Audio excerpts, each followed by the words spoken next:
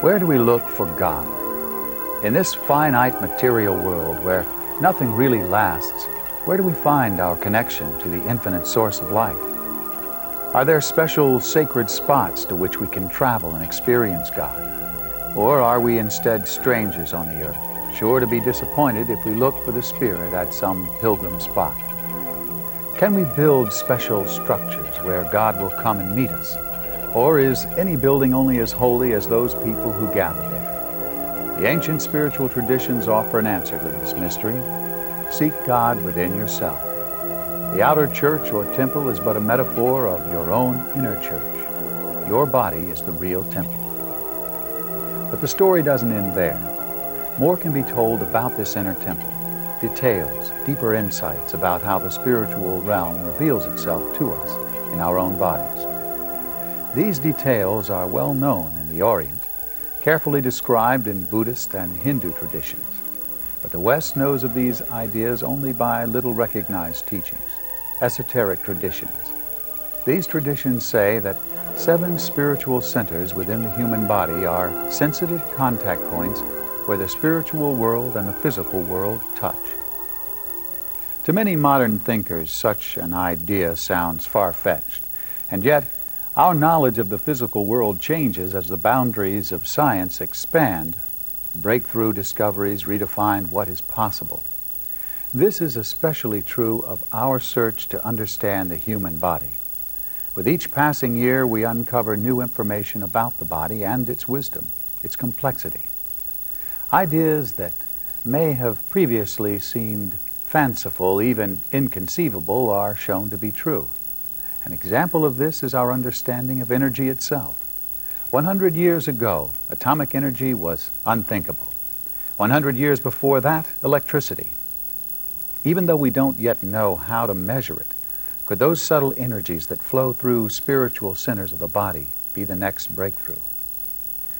Ancient spiritual wisdom from East and the West has for centuries spoken of such subtle energy forms, expressions of the life spirit itself.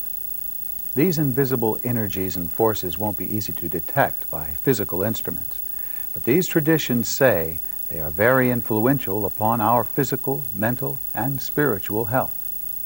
In some teachings from the East, the movement of these subtle energies is called the Kundalini.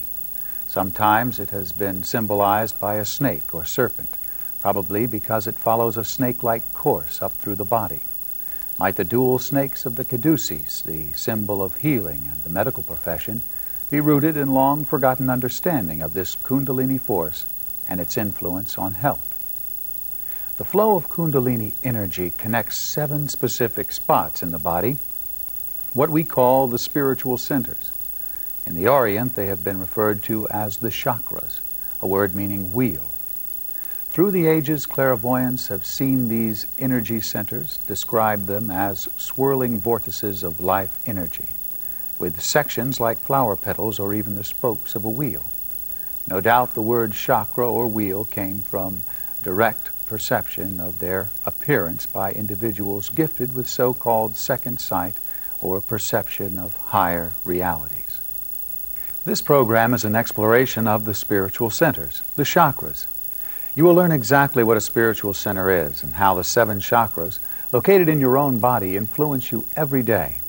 You'll discover insights about the spiritual centers that can help you understand healing, psychic perception, dream symbology, and meditative experiences.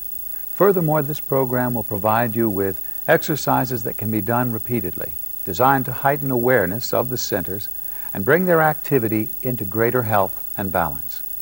Where do insights about the chakras come from? Some of the best are from the psychic information provided by Edgar Cayce, perhaps the best known and best documented American psychic. Cayce's upbringing hardly prepared him to become an expert on such an esoteric subject. Raised in the late 19th century, the notion of chakras was not a part of the traditional and conservative Christian methods he learned and practiced faithfully. And yet, as an adult, when he discovered the spontaneous ability to tap higher sources of knowledge, an expanded vision of the human body began to emerge from his clairvoyant perception. At first, his insights were confined to medical diagnoses. Thousands of people received accurate descriptions of ailments, along with treatment suggestions. His natural remedies and his insistence on the physical, mental, and spiritual components of healing made Casey the forerunner of the modern holistic health movement. In later years, as the scope of his information expanded to include meditation instruction and dream interpretation, a rich and deep set of teachings about the spiritual centers began to emerge. Of course, most of the psychic readings given by Casey were directed to specific individuals, helping them to understand their life challenges. In some of those cases, he felt that understanding the spiritual centers was so important that details of a sort of chakra's portrait were described. When an artist then sketched according to Casey's indications, these charts gave a visual display of the 7 spiritual centers, differing in size according to how prominent a role each chakra played in that person's consciousness. What are Casey's contributions to a topic that already had thousands of years' history in Eastern religious thought? At least 3 important themes were developed, ones that we'll be exploring in this program. First is the connection between the spiritual centers and the endocrine glands of the physical body. According to Casey, it is through the hormonal secretions of these glands into the bloodstream that the entire physical body is influenced. Second, Casey described how the chakras are directly related to the development of psychic abilities. And finally, his information provides a fascinating account of places in the Bible where teachings about the spiritual centers can be found. Foremost among his contributions in this field is a way of using the Lord's Prayer so that its portions correspond to the balancing and awakening of the 7 chakras. But Casey is not alone as a figure from the West interested in the reality and importance of the chakras. We can go back as far as the 17th century and the work of the German mystic Jacob Boehme and his followers. One of Boehme's students, Johann Gitchel, published in 1696 this diagram of the human body. It shows an esoteric understanding of the body, one that clearly indicates the spiritual centers and the flow of energy among them. In more recent times, several contemporaries of Casey presented detailed teachings about the chakras. Dr. Rudolf Steiner, an Austrian philosopher and clairvoyant, taught a meditative approach designed to bring maturity and balance to the spiritual centers. From among the some 350 volumes making up his collected works, his book, Knowledge of Higher Worlds and Its Attainment, is considered by many to be his finest and most important contribution, a book that gives detailed instructions about the chakras and a new meaning to spiritual initiation. Another contemporary of Casey's who wrote extensively about the chakras system was C.W. Ledbetter, a leading theosophist in the early 20th century who compiled a classic study of the topic.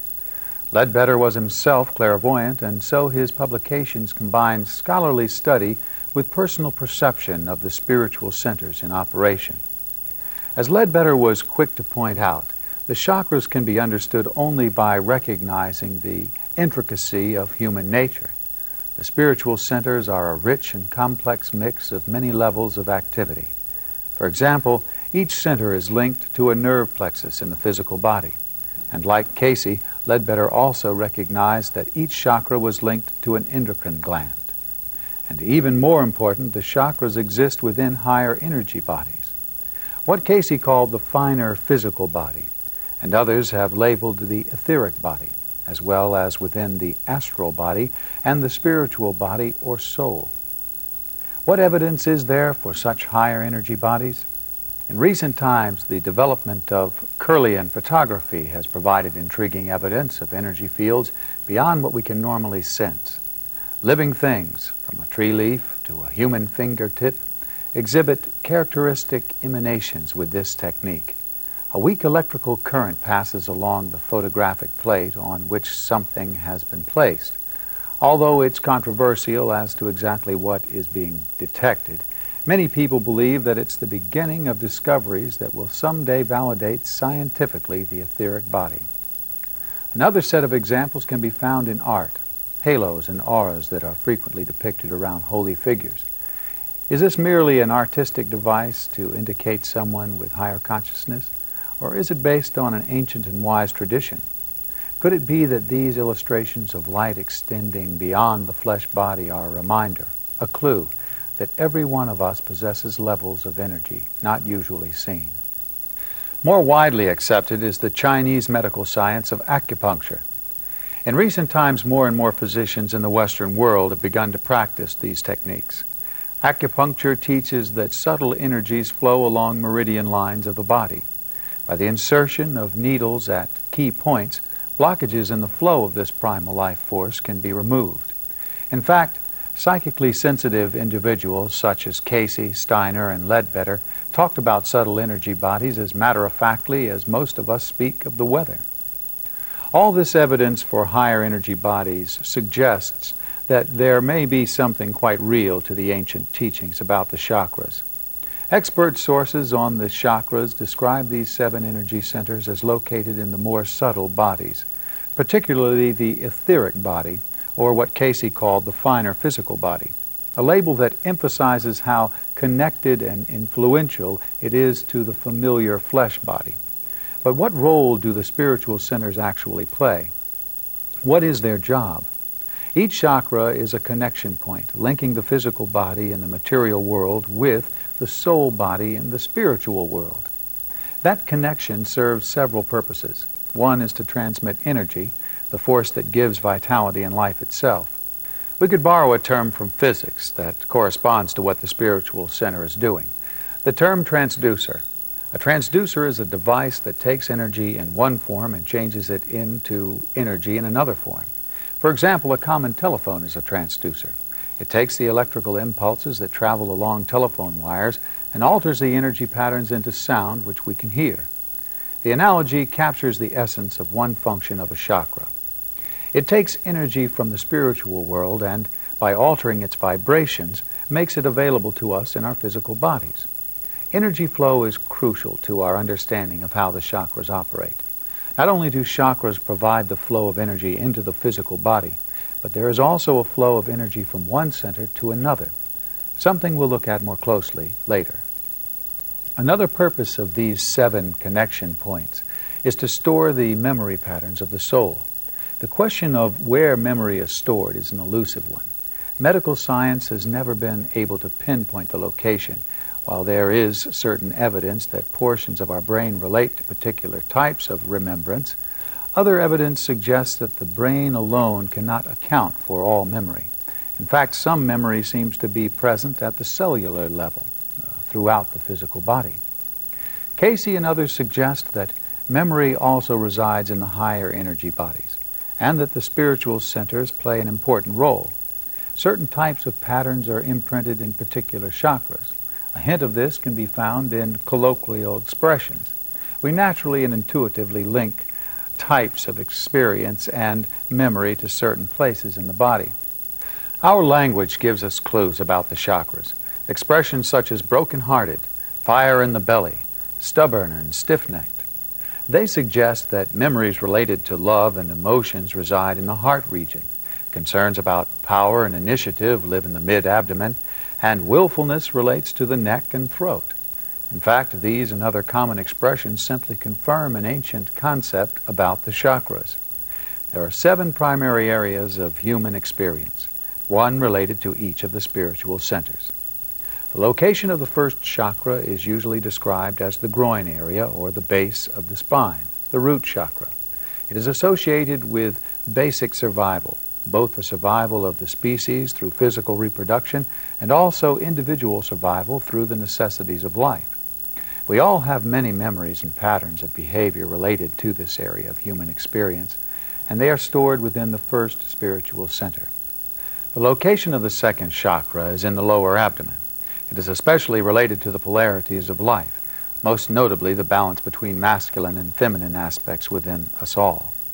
That delicate balance between yin and yang, between passive and active, creates many patterns of thinking, feeling, and acting that directly relate to the second chakra. When this center is out of harmony, we can become one-sided in our approach. pushing for the dominance of one aspect over the other. Or we may project the side of ourselves that is weak onto someone else. Either way, it relates to our interpersonal relationships. The third spiritual center is found in the solar plexus region. It is associated with the use of power at a personal and material world level. In its negative expression, it can be anger, resentment, or fear. But when this center operates in a more healthy way, it provides the personal power for courage and initiative. The fourth chakra is located in the heart region, just behind the breastbone. It is the center of love. Love at a human level, as distinguished from the universal love associated with the seventh center. When this center's activity is clouded by misunderstanding and confusion, it can be felt as envy, jealousy, or even more often, worry. The fifth spiritual center resides in the throat area. It's the chakra associated with free will. In its negative expression, it can produce willfulness and stubbornness in some people, indecisiveness in others. When it operates in a healthy way, one can make independent decisions, but also be responsive and obedient to a higher will. The sixth chakra, according to Casey, is at the top of the head and down through its very centermost point. It is the spiritual center of higher mind, the mind of the universal Christ. Here, intellect and intuition blend harmoniously. Here there is soul memory, even of past life experiences. And finally, the seventh chakra is located at and just behind the forehead. This is the highest center in terms of consciousness, although positioned slightly lower in the body. The seventh center is associated with oneness and divine love. It is the chakra of spiritual healing. You can experience the immediate presence of these spiritual centers, their living, active quality, with a simple meditative exercise.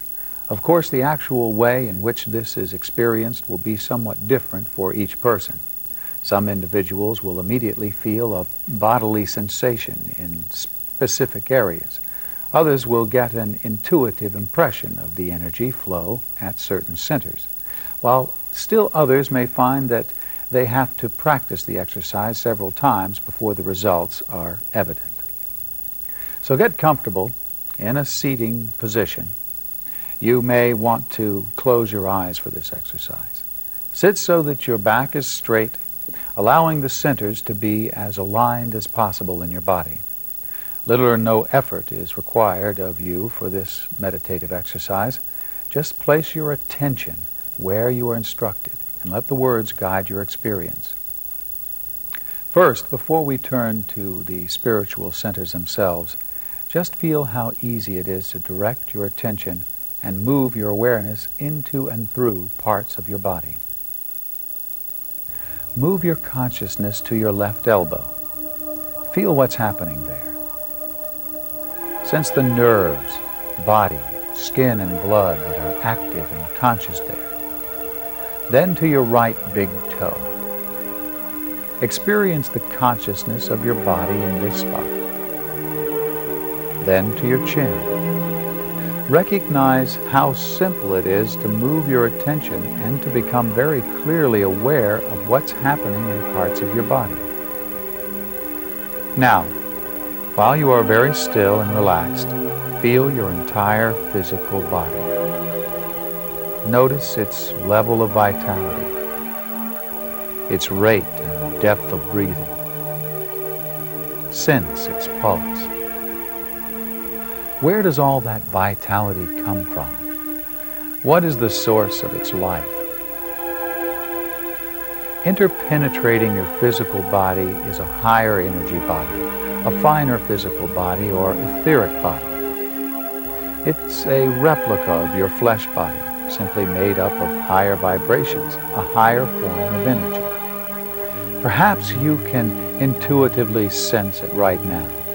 It may even give you an awareness or a sensation that extends a little further out than your flesh body. Pulsating with energy and consciousness within the etheric body are 7 spiritual centers, 7 wheels of energy, the chakras. Move your attention to the location of the first chakra, in the area of your reproductive glands, the gonads. What do you feel here? This is the basic source of creative energy, This center is sometimes called the root chakra. Does it feel vital and energetic, or does it seem blocked and sluggish? Then move your awareness up slightly to the second center. This is the chakra that is associated with creativity and balance between the polarities of yin and yang. What do you sense here? Does the energy feel balanced, alive, and creative? Or does it feel one-sided and out of equilibrium? Now allow your attention to focus on the third chakra, in the solar plexus area. What do you feel here? This is the center of power as it's used in the material world. Does the energy at this center feel like initiative and courage, or do you sense fear, anger, or resentment here? Now on to the fourth center, or heart chakra. It corresponds to love at a personal level and all the types of relationships. What do you pick up about the energy patterns there? Do you feel compassion and genuine loving openness, or do you feel jealousy, envy, or worry? Move your awareness on upward to the fifth center, or throat chakra, the center of free will and choice. What do you feel here? Do you feel that sensitive balance between independent decision-making and obedience to a higher will? Or do you sense a strong tendency towards stubbornness or indecision? Then let your attention focus on the sixth center, or crown chakra, at the top and center of your head. This is the center of higher mind. Its wheel of energy, its spiral vortex movement, opens upward into the space above your head, ready to draw upon energy and knowledge from beyond yourself. How aware are you of its presence? To what extent has its activity been clouded from your day-to-day consciousness?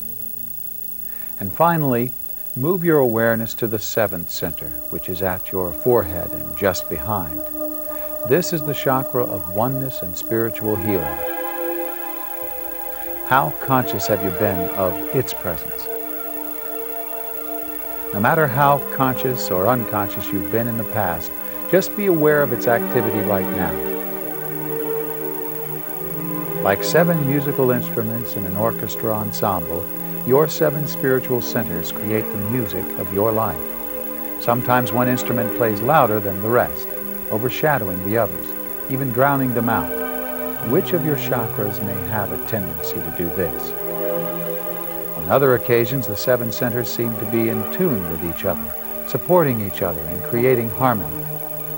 Let a positive memory come to your mind now, and think about how in that moment your 7 chakras were in tune with each other, working together.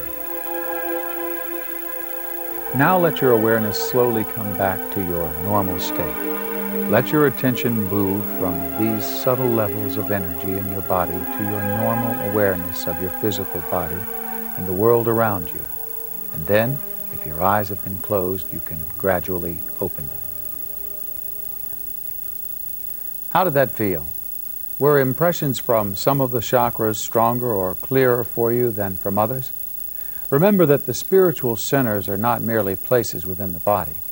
They are present and active within the mind, too. Images and symbols speak to the human mind, whether we are conscious of it or not, about these 7 levels of human experience. On the one hand, these symbolic impressions sometimes give us feedback about the degree of health and balance we have at a particular center, a kind of feedback mechanism that can operate during dreams or in meditation. On the other hand, symbolic images from religious or other cultural rituals can exist to stimulate or even transform particular chakras. The symbology of the first 4 spiritual centers has sometimes been presented as a set of images. For example, in the Bible they appear in both the vision of Ezekiel and in the Revelation. Ezekiel had a profound inner experience, a vision, in which he saw a wheel. And within the wheel he saw the spirit of the beast, and there were 4 of them, the calf, the man, the lion, and the eagle. Those same 4 images appear again in the symbology of the Revelation of John, the final book of the Bible. Here, the four beasts, the four lower chakras, must bow down or become subservient to the higher self. Edgar Cayce's translation of these images linked them to the chakras, symbols for the four lower centers. These first four centers especially relate to our experiences as physical beings in materiality, the earthly side of us, whereas the three upper chakras correspond to the divine aspect of us all. Not only do specific images relate to the spiritual centers, but according to Cayce, other types of correspondence can be found as well. The four classic elements, earth, water, fire, and air, can be associated with the first four centers. The 7 colors of the spectrum, the notes of the octave, with the 8th note in the scale being a return to the original tone at a higher level, representing the 7 chakras in full balance. The first spiritual center is characterized by the color red, the tone on the musical scale of Do, and the element earth. A bull or a calf are universal symbols for this chakra. The second chakra is symbolized by the color orange, the tone of Re, and the element water. The human form is a universal image for this center, but an erogenous one, in whom the qualities of male and female have been harmonized. This is the chakra that is related to the soul's impulse toward wholeness and the coming together of opposites. Sexuality is a part of that process, and so symbols of physical union tie into this center as well. The third spiritual center is represented by the color yellow. The tone is Mi, and the element fire. A lion or any of the great cats are universal symbols here. This is the chakra of personal power. The fourth chakra is represented by the color green in the spectrum, the tone Fa, and the element air. An eagle or any bird can serve as an appropriate symbol for this spiritual center. Its location is in the body near the lungs. This center is linked to our loves and concerns. The fifth spiritual center is symbolized by the color blue and the tone So. It's the chakra of will, decision-making, personal identity. It can mean the will to seek, and so we may find symbols of a far-off goal. And in the spiritual quest, we come to a point where we need to surrender personal will to a higher will.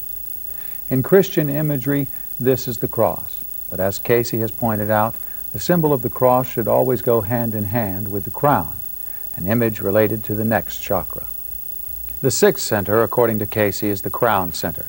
The color here is indigo and the tone is La. This is the chakra of the universal Christ nature. Its symbol is the higher mind, ancient wisdom, the wise older person. The seventh center, according to Cayce, is located in the body a bit lower than the sixth. The color is violet and the note is T.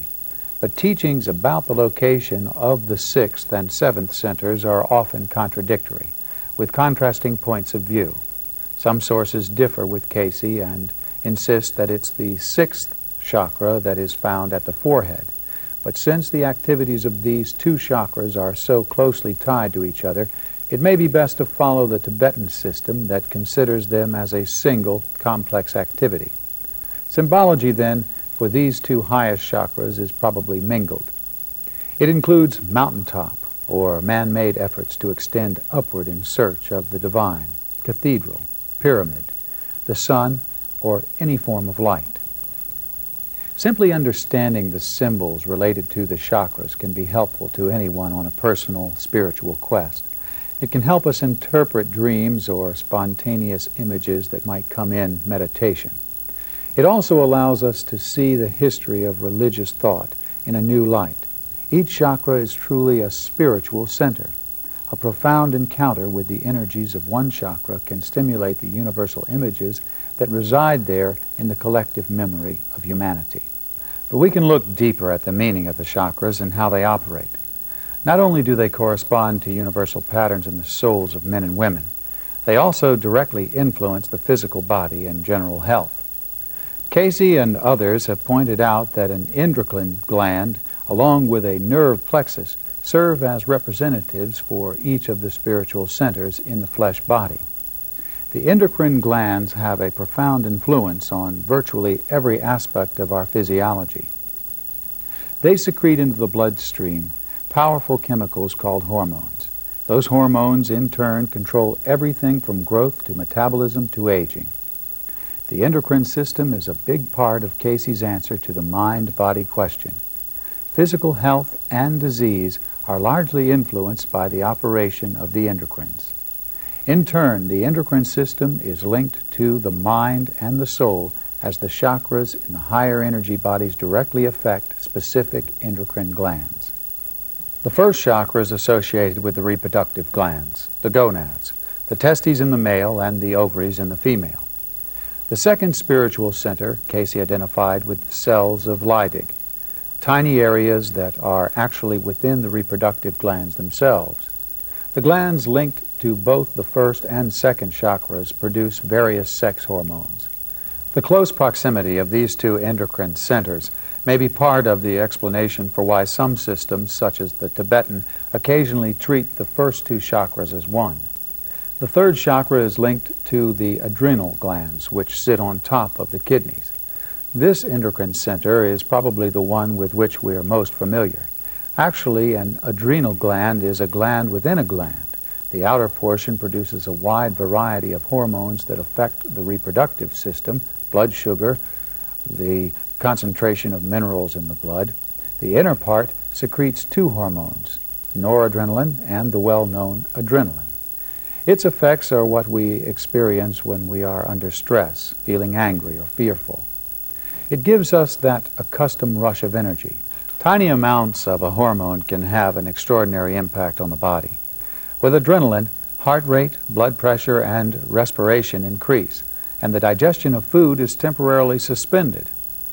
All it takes to activate this complex reaction is a single thought of anger or fear. This is an example of the third spiritual center and its corresponding endocrine gland operating under stress and imbalance. Fortunately, there's a positive side. Each chakra and its corresponding endocrine gland is capable of healthy, balanced stimulation. When the mind and soul are functioning harmoniously, each spiritual center can express positive qualities into the physical body via the hormones of the endocrine glands. The fourth chakra is associated with the thymus gland, located right behind the breastbone. Medical science knows that this endocrine center is particularly related to the body's immune system. It produces thymosin, a hormone that stimulates the production of lymphocyte cells that help the body to fight infection. The fifth spiritual center Casey linked to the thyroid gland, which surrounds the windpipe and secretes hormones such as thyroxine that control the metabolism rate in the body. When the thyroid is not functioning properly, a person frequently develops a swelling or goiter in that area as the gland tries to readjust. The sixth chakra Casey identified with the pineal gland, located right at the center of the brain. Hundreds of years ago, the philosopher René Descartes claimed that the pineal was the seat of the soul, a theory that was thoroughly rejected by medical science. Yet Casey and others have linked this endocrine gland to the sixth chakra. The pineal secretes the hormone melatonin, and production of this hormone is directly influenced by light striking the eyes. One effect of melatonin is upon activity in the cells of Leydig, the second spiritual center. This biological link between the hormones of the sixth and second chakras will be echoed when we look at how the Casey readings describe the flow of Kundalini energy among the chakras themselves. Finally, the seventh chakra is associated with the pituitary gland, the master gland of the body. It produces a set of master control hormones that in turn influence the other endocrine centers. The pituitary sits in a bony cup surrounded largely by sinus cavities. Because of its location, some meditators have speculated that deep breathing exercises and even chanting may directly affect the pituitary, and therefore this highest chakra as well. The spiritual centers are always active and functioning, but not necessarily in as balanced and healthy a way as they might. Each chakra has a tremendous potential, but most of the time that potential is blocked or closed off. We can speak then of opening a chakra. That is, intensifying our experience of the potentials within that particular center. This is not something to be taken lightly. If we aren't sufficiently prepared, the intensity of energy can be disturbing. The soul patterns within that chakra can be confusing. This is why the Cayce readings say to let the centers open naturally, of their own accord. Don't try to force them open. In fact, Cayce suggests that this very teaching is found in the Bible, in that mysterious book of the Revelation. Here we find an account of a deep meditation experience of John, one that is principally symbolic of his own inner life and our own. The 7 churches represent the 7 centers. Each church is addressed by the higher self and told of its faults and its strengths, the universal tendencies of each specific chakra. In this profound meditation experience, John also sees a book with 7 seals, again symbolic of the 7 spiritual centers. He wants to open the book and read from it, but the seals keep him from doing so because he's not ready. Here, according to Cayce, is a lesson about our own spiritual centers. They do not fully open to all their potentials because it may not be in our own best interest for them to open prematurely. How can this opening ever come about? In the Revelation, it is the Lamb that comes and opens them, allowing John to learn the contents of the sacred book. The Lamb is an emblem for the universal Christ Spirit of love, patience, and self-sacrifice. The message is clear. Do not try to force open the centers. No doubt there are techniques that will prod the chakras open, methods to get an intense rush of spiritual energy through the centers, or even an impressive psychic experience. But a better, more balanced approach is to allow the centers to open as they will, to trust that as we mature spiritually, we can expect them to open and give us more intense experiences when we can handle them. Cayce's readings go on to suggest a way to consciously work with the flow of energy through the centers and to invite their natural opening. Again, it's based on biblical teachings, an esoteric understanding that most people may never have recognized. The Lord's Prayer is specifically linked to the chakras. This is certainly not the only way to work with the special prayer, but Cayce indicates that it's a powerful yet safe way to focus attention upon the centers, especially as we begin a period of meditation. To understand how the Lord's Prayer can work, we need to first see how energy flows among the chakras. Remember that the spiritual centers are points of contact for the flow of spiritual energy in 2 ways. First, there are the channels by which the invisible spirit world is connected to the physical world. But second, and just as important, there is a flow of energy from one chakra to another, a network that connects them. Here's where Cayce departs from many of the Eastern philosophies about the chakras.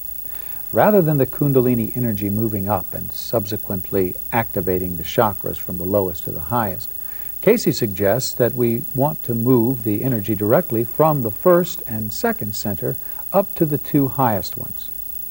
Like an express train that doesn't make all the local stops, this creative life force can be lifted directly to the pineal center.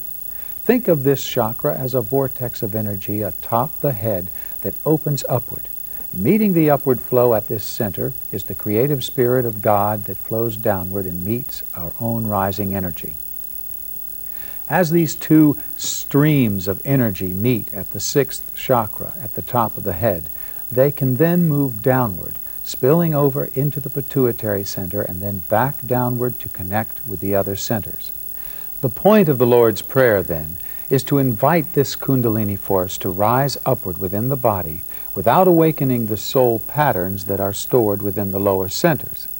It calls upon the life force to bypass certain forms of negativity that are likely to be within the 4 lower centers. Here's how the prayer works. First, it addresses the 3 upper chakras, the ones that are less involved in our daily material life consciousness. Our Father who art in heaven, the pituitary center.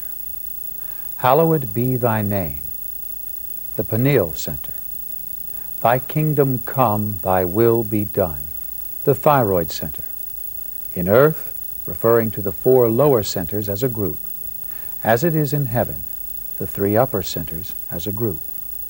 Now the prayer begins to address the first 4 chakras, and in each case it affirms something positive, an antidote to the typical negativity that can reside in that spiritual center. It's a call to the Kundalini energy to move directly upward without getting entangled in that center and its issues. Give us this day our daily bread, the gonad center. Forgive us our debts as we forgive our debtors, the adrenal or solar plexus center. Lead us not into temptation, the cells of Leydig center. Deliver us from evil, the thymus or heart center. The prayer then concludes with an affirmation that the creative energy has, in fact, reached the higher centers. For thine is the kingdom, the thyroid center, and the power, the pineal center, and the glory forever, the pituitary center. How then would we actually use this prayer?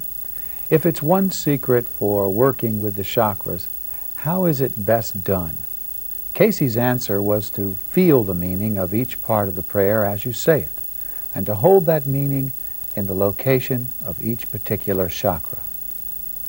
This prayer is not a magic formula. It's not a sorcerer's incantation, but it does work whenever we sincerely feel the meaning of the words. Many people have found that it's a powerful tool to use right at the beginning of meditation.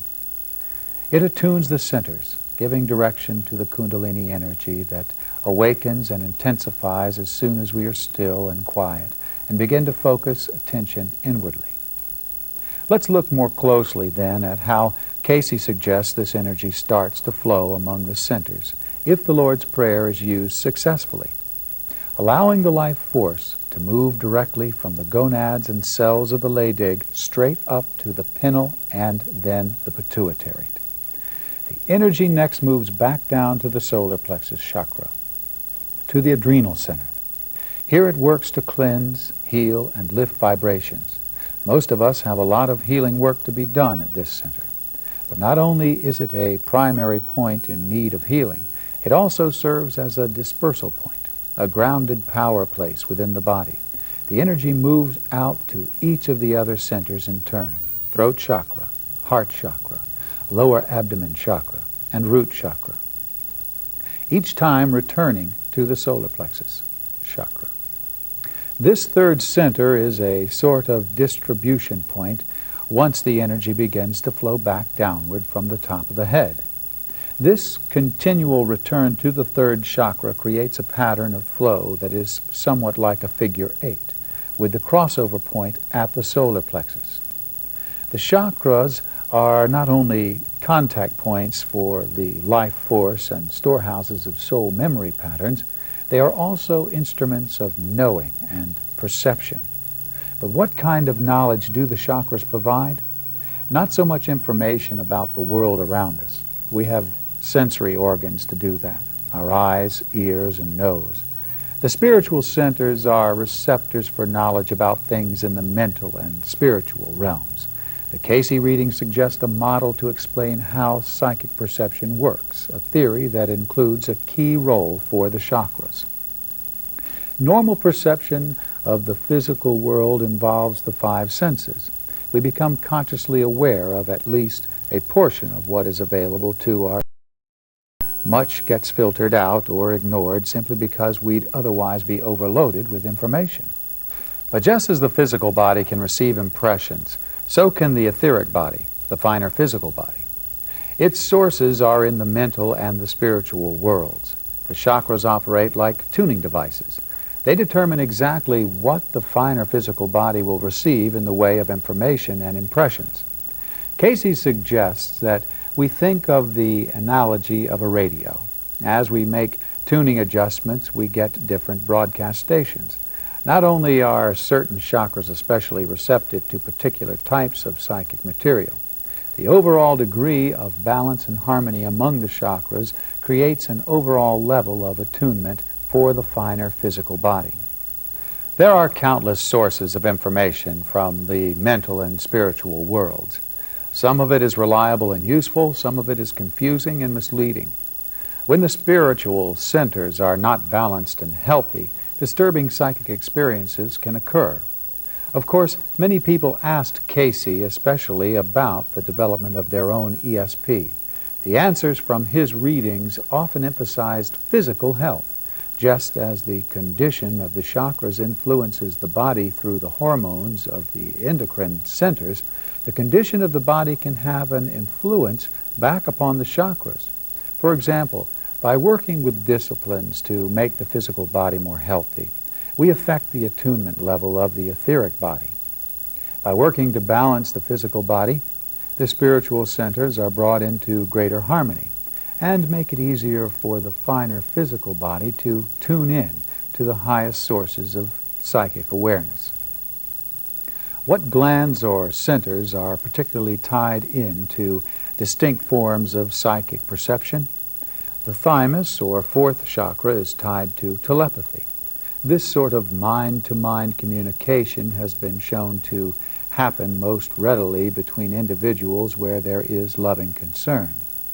The adrenals, or third chakra, appear to be linked to mediumship, the use of one's body to allow deceased individuals to communicate back into the material world. Casey generally did not encourage the development of this form of psychic ability, and there has been a misunderstanding by some people that Casey himself operated this way, which he did not. But in the long history of mediumship, we find the tradition that psychic energy, or even the voice, projects from the medium's solar plexus. Speaking in tongues may well be associated with the thyroid, or fifth chakra, the remembrance of past lives with the pineal gland, or sixth center, and spiritual healing with the pituitary gland, or seventh chakra. In fact, spiritual healing may be the highest form of psychic experience, one that is directed by the pituitary center but influenced by the other chakras as well. One way that we can experience spiritual healing is through the laying on of hands. Touch healing methods have been practiced for centuries. For example, in the Bible we find many illustrations of how healing power can be transmitted from one person to another through touch. It makes sense to suppose that healing directed to specific chakras may be effective. The soul patterns that influence illness of any kind live in the spiritual centers. And although Casey didn't call the hands themselves a chakra, his readings and many other sources that speak of subtle energies describe the hands as primary dispersal points for spiritual forces. Truly, our hands can be instruments of communication, of light, and of healing. How might we do this? First, we can practice laying on of hands for ourselves. After a period of meditation, we can direct healing energy specifically to a center that seems to have special need. For example, if you are blocked in making a decision, laying on of hands for the throat chakra might be appropriate. If you are struggling with a love relation, laying on of hands for yourself at the heart center would be called for. The readings refer to the left hand as receptive and the right hand as active. This is apparently a universal principle. No matter which hand you use for writing, the left hand is placed on the front of the body and the right on the back. However, when the focus is upon the pineal center, or sixth chakra, one can simply place both hands on the top of the head. For the fourth center especially, the hand placement may be a bit awkward. Put your left hand over your heart and then reach back over your shoulder with the right hand. Don't be worried whether or not you're able to stretch your arm far enough. With your mind, focus attention and energy on that spiritual center. The other chakras will be much easier. The amount of time devoted to this could range from half a minute to several minutes. Those who are working diligently with meditation and self-healing were also encouraged by Casey to practice laying on of hands for others. Again, energy directed toward the chakras may be an effective technique. When the illness is located in a specific part of the body, a leg, an arm, or whatever, then the laying on of hands will probably include touch directly on that spot. But for any illness, physical, attitudinal, emotional, or spiritual, Laying on of hands for the chakras may also be useful. Here the channel for healing must use his or her own intuitive sensitivity. Which spiritual centers are most in need of balancing and healing? Which chakras need to be most directly involved in transforming this illness? It's usually wise to use touch healing on the pineal and pituitary centers, whatever the problem may be. Both hands can be placed on the top of the head, and then the right hand, the active distributor of the energy, on the back of the head, and the left hand, the receptive, on the forehead. For any of the other 5 chakras, this same pattern can be followed, with the left hand on the front of the body and the right hand on the back. What makes the laying on of hands work is not the technique itself. Knowing the best method for the placement of the hands is useful, but what really matters is the spiritual attunement of the healing channel. When you practice laying on of hands for yourself, you may or may not feel anything happening. If you do, it's likely to be warmth or an actual sense of energy movement. But whether you do or not, changes are being done in the subtle energy bodies. The same principle holds true for laying on of hands done for someone else. The recipient may or may not have sensations, but even if the changes don't come into conscious awareness at that time, the healing work is still going on.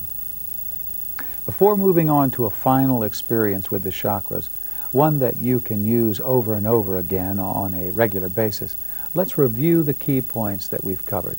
These essential ideas form the heart of what the Cayce readings teach us about the chakras. These mysterious connection points to the spiritual world. 1. Our contact with God and the spiritual world is within our own bodies. 2. Each chakra is a spiritual center.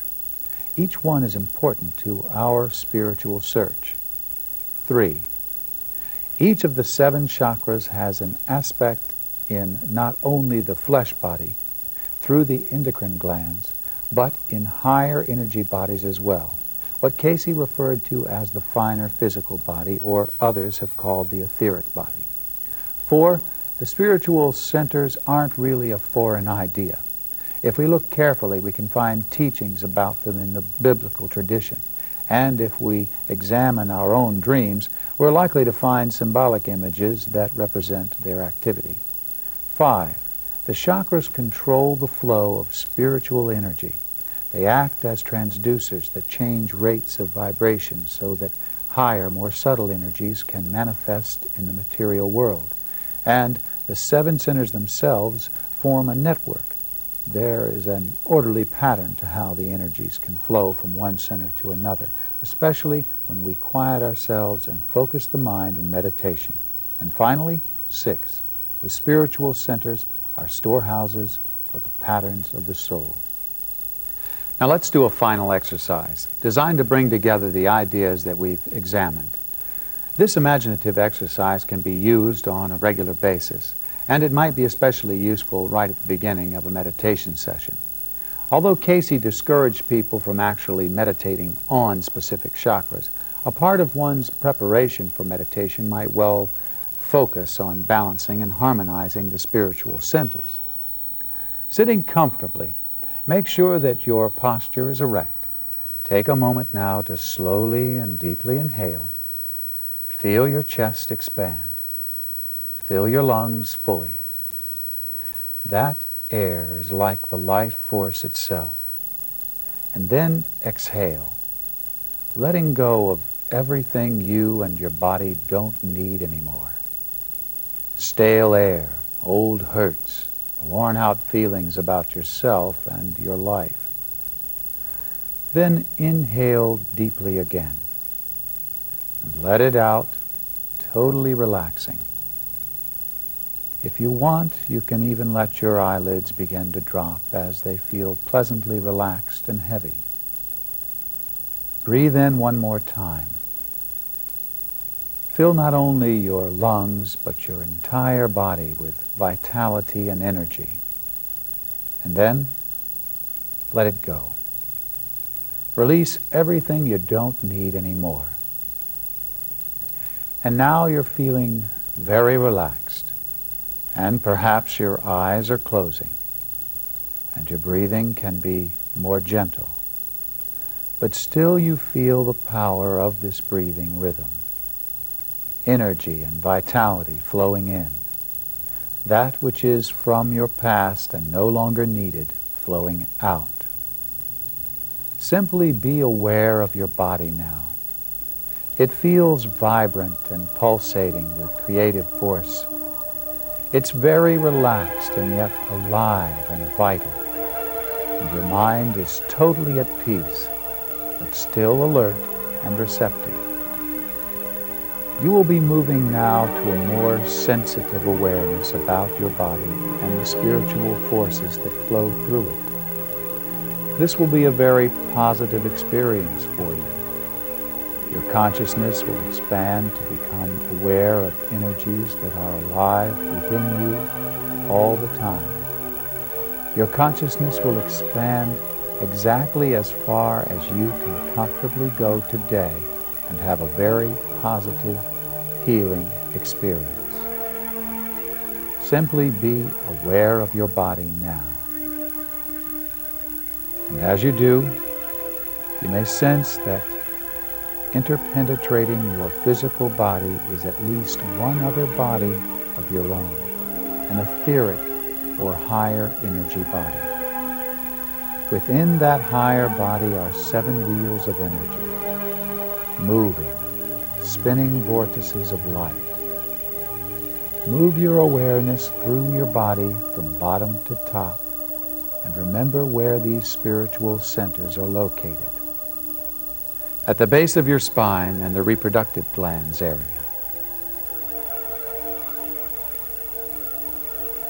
In your lower abdomen. In your solar plexus. At your heart. At your throat. At the top of your head. And at your forehead. Each of these points is a spiritual center. Each one has an important role to play in making your life healthy and fulfilling. Each of these chakras is a channel for the flow of creative, spiritual energy into your life.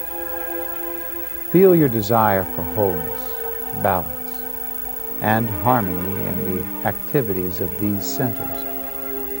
Know that with your focused attention and your imaginative forces, you can make that a reality. With the power of your mind, through your imaginative forces, you will direct a flow of energy that passes through these chakras in an optimal way. Following first the pattern of the parts of the Lord's Prayer, you'll experience that this creative energy can be lifted directly to the highest centers. Feel the first spiritual center, the root chakra, the point of origination for the Kundalini flow. Speak silently to that center with words of trust. It's the center that relates to basic survival. Its concern is to have the necessary physical resources of life. Speak to it with words of assurance. There will be enough. Today I will receive whatever I need. And with that feeling of trust, the energy will be free to move directly upward. Now speak silently to the solar plexus.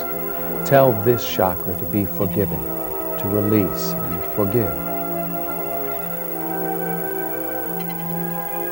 Then direct your attention to the chakra in your lower abdomen, the cells of Leydig center. The distractions of life are not going to be a problem. You are being led. Feel an assurance that the best way will be shown to you.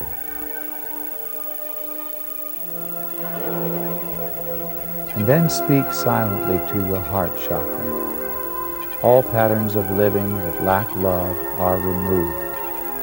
the Kundalini energy will be free to move directly to the highest centers without yet activating this heart center. Now imagine that there is a direct flow of creative energy from your second chakra directly to your sixth at the top of your head. A free flow of vitality. And at the top of your head, this energy from within yourself meets an even greater energy that flows downward into you. Put all your awareness right there at that pinnal center. Simply be in that light. You may experience inwardly the spectral color indigo that corresponds to this center, or you may experience it simply as white light. And then feel that energy spill over, downward slightly to the pituitary center. Let all of your attention rest at your forehead and back inward to the pituitary gland itself. You might experience this as the utmost color of the spectrum, violet, or perhaps as a golden light, also symbolic of this highest center. Now feel this energy as it begins to move back downward. It has taken on the vibration of the two supreme chakras, and now it can do a healing and balancing work with the other centers. Let the energy move to the solar plexus chakra and the adrenal glands. You may want to help direct this energy even more by doing laying on of hands for yourself. Placing your left hand in front of you, right hand in back. Affirm the positive qualities of the center. Persistence and courage. You may get a feeling of the third spectral color here, yellow. Let your imaginative forces fill this center with a yellow light.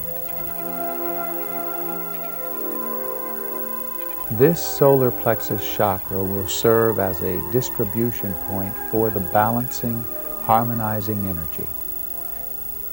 It moves now back to the root chakra. Again, you may want to do the laying on of hands for yourself to help focus the energy. Left hand in front and right hand in back. Affirm the positive qualities of this center. Strength, vitality. The color here for balance is red. Allow a brilliant, dynamic red light to vitalize and harmonize this center.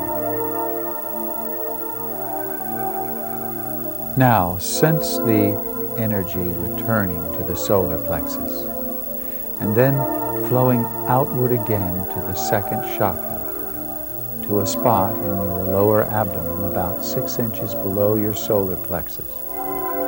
And affirm the positive qualities of this chakra when it's operating in a healthy way.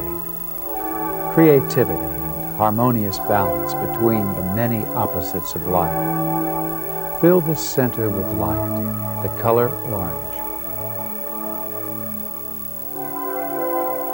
And the flow of this creative energy returns once again to the solar plexus, and then is directed to the heart chakra. Feel and affirm the positive potentials of this center. Love, patient understanding, compassion, and feel that this spiritual center is filled with a green light that balances and harmonizes its activities. Experience how the energy comes back once more to the solar plexus to be renewed. And still carrying the imprint, the vibration of the pineal and pituitary centers, that energy moves to the throat chakra and affirms silently the positive qualities of this center. Free will, decisiveness, obedience to a higher purpose. And let a healing blue light fill and radiate from this chakra. And then let the energy return one more time to the solar plexus. Just be silent now for a moment. Like an ensemble of fine musical instruments, each with their own special contribution to make, your 7 spiritual centers are pulsating with light, rhythmically in tune with each other. The music that flows out from them is the music of your life, your way of meeting the world and other people moment to moment. These 7 windows to the spiritual world are now a little bit more balanced, a little bit more in attune with the highest purpose of your soul.